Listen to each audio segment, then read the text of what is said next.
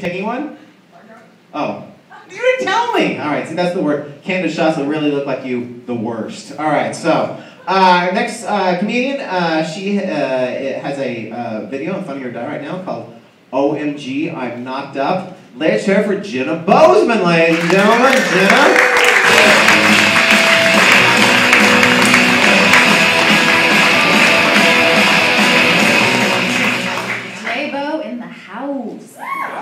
That's right, people.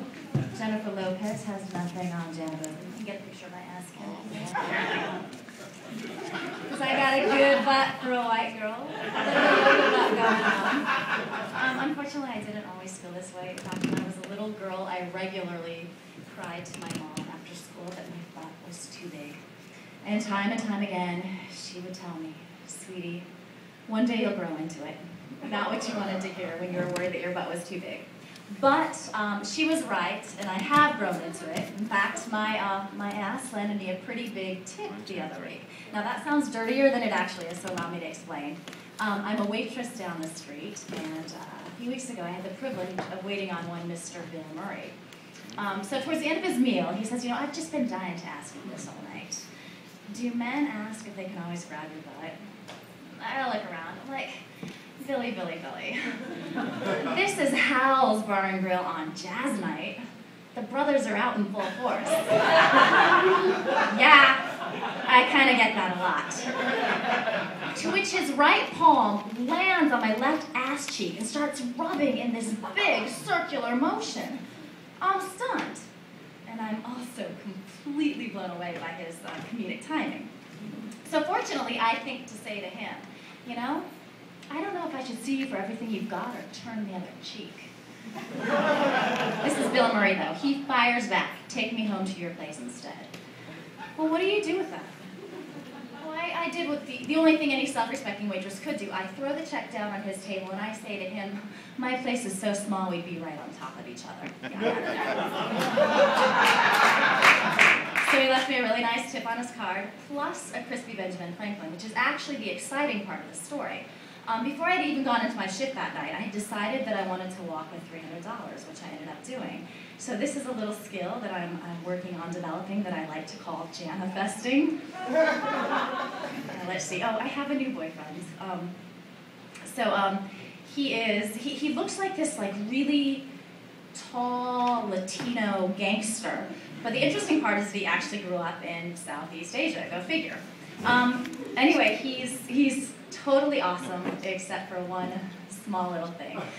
And by small, I mean huge. And this isn't going the direction that you think it is, so bear with me. He wants to move to Sherman Oaks. All right, now I don't mean any disrespect to anybody who lives east of Lincoln Boulevard, but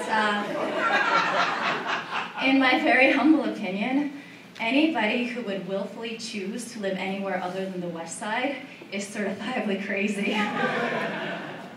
So we're at breakfast the other morning, and he's like, you know, babe, I really think that you should give the Shokes a chance. And I'm like, the Shokes? He's like, the Shokes? I'm rebranding Sherman Oaks to make it a little more appealing to you. I'm like, it feels like you're choking the life right out of me. People, it gets a little ugly here. He says to me,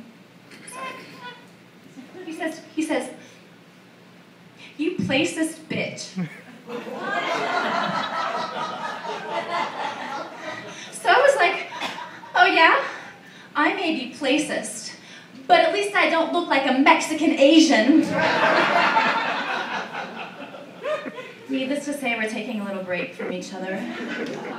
Which is good because I have time to work on myself, and I love having a self-project to work on.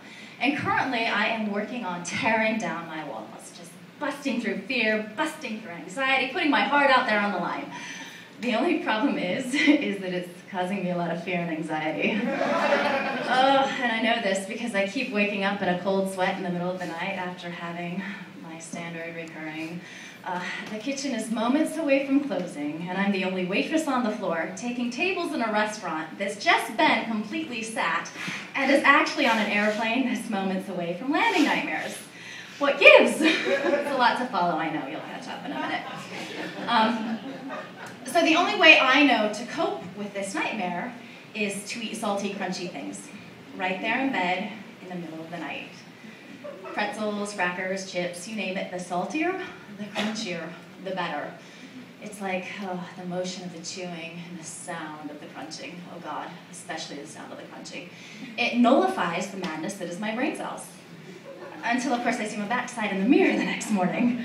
So I'm like, you know, girl, you've got to manifest a better way of tearing down your walls. So I decided that I was going to come up with a mantra. So I've been trying to figure out the perfect mantra, and I'm in quiet meditation at the end of this really hot, sweaty, juicy yoga class the other day. And I'm just sitting there and I'm feeling good. I'm all stretched out. My heart is open. My chakras are aligning. And as if by magic, this mantra just drops into my head. Dare to suck it hard, Jana.